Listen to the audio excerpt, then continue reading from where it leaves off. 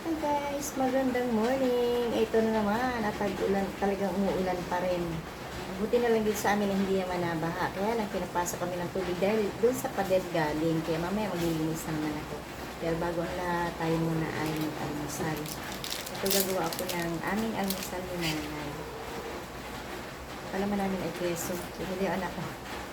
Wala na talaga kayong stock dito sa bahay. At aking hiwa-hiwain ng palaman.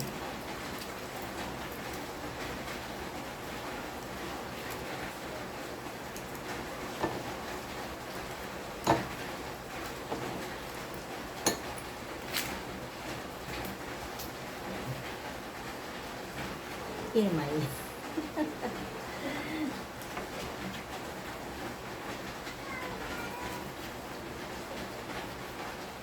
Liit ang pandesal.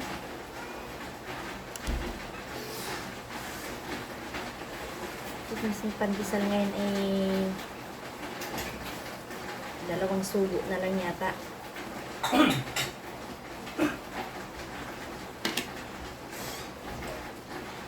Kaprasong palaman, dahil kaprasong ating palaman.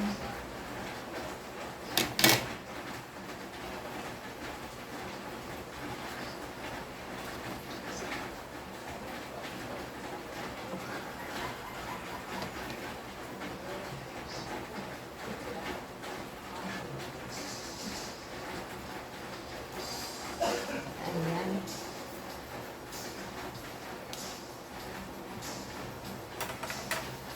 Tapos, siyempre, handa ko na rin ang kanyang inamin. Oh, ito ang problema namin. Mauubos na yung aming inamin dapat. Ako. Second to the last.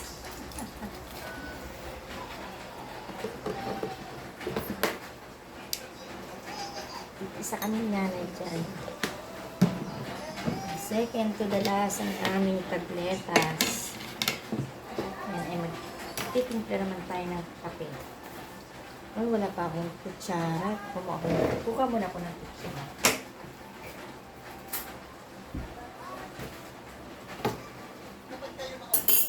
Ang lamig ngayon kaya ako nakaganito sa loob ng bahay.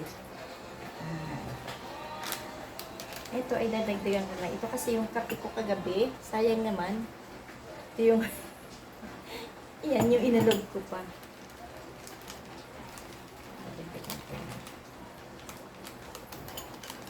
Hindi ko nilalahat yung isang sachet nito. Kasi masyadong matamis. Nahati ko lang yan.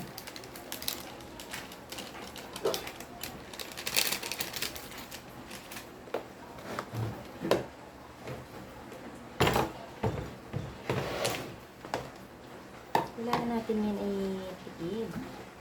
Hirap ng buhay kaya magtipid tayo sa lahat ng bagay. Kung may ano ba yan? Ano ba yan dyan? May buhok pa yata.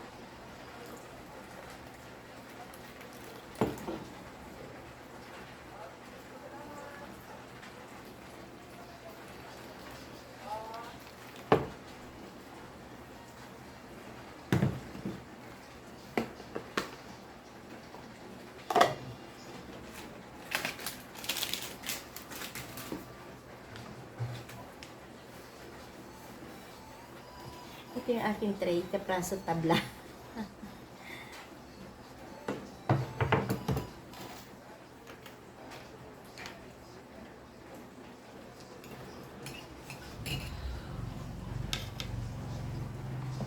Ayan at ating hainan na natin si nanay.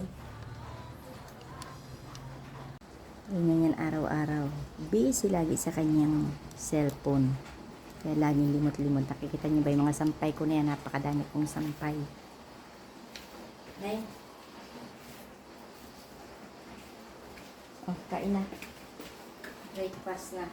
Mamaya ako mag-aalis sa mga basahan na yan. Puro basa dyan. Kasi inabot pa kami ng tubig galing sa pader. Kain na muna tayo.